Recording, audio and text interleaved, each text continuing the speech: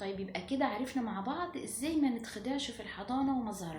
امال ازاي بقى احكم على حضانة ابني؟ اول حاجة لو هتسألي عن الحضانة يبقى لازم تسألي ناس انت عارفاهم معرفة شخصية، وعارفة ان هم مالهمش مصلحة ان هم يجملوا من شكل الحضانة او حتى ان هم يسوقوا من سمعتها وهي حضانة كويسة. يعني بمعنى اصح تسألي حد محايد. بعد كده تبقي عارفة ومركزة على اللي ابنك محتاجه. يعني انا بدور لايه لابني؟ انا موديه ليه؟ علشان تعليم، ولا عشان تنميه مهارات، ولا عشان يختلط بالناس، ولا عشان انا شغاله ما عنديش وقت؟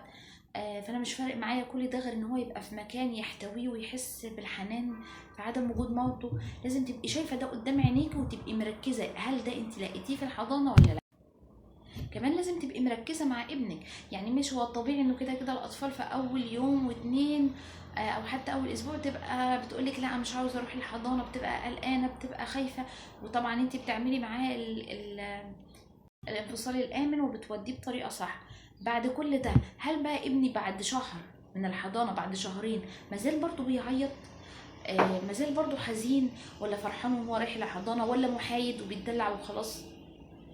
طب الاحتياجات اللي انا كنت عاوزاها او الاهداف بتاعتي بدات تظهر على ابني؟ يعني انا كنت موديه ابني عشان يتكلم، هل بدا فعلا يتكلم عشان يتعلم؟ هل بدا فعلا يتعلم عشان يبقى في مكان امان ونفسيته تبقى كويسه؟ هل بيرجع في البيت نشيط وفرحان وسعيد وحاسه ان هو كاننا كنا بره بنتفسح وراجعين، ولا رجع كئيب وزعلان وقاعد في جنب، ولا راجع عنيف وبيزعق وبيضرب، ولا ماسك الدباديب والعرايس او اخواته الصغيرين بيضرب فيهم بيتعامل معاهم بعنف؟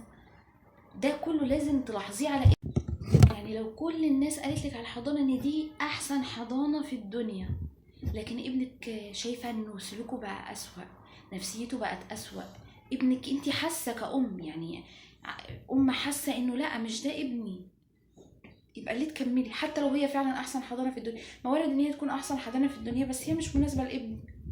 يبقى انت المقياس، انت اللي حاسه بابنك. زي ما قلنا في الفيديو اللي فات القطنه ما بتكذبش. انت شايفه ايه؟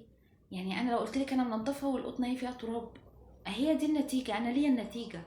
لو البلد كلها قالت ان الحضانه دي احسن حاجه بس انت اللي شايفه ابنك وحاسه بابنك.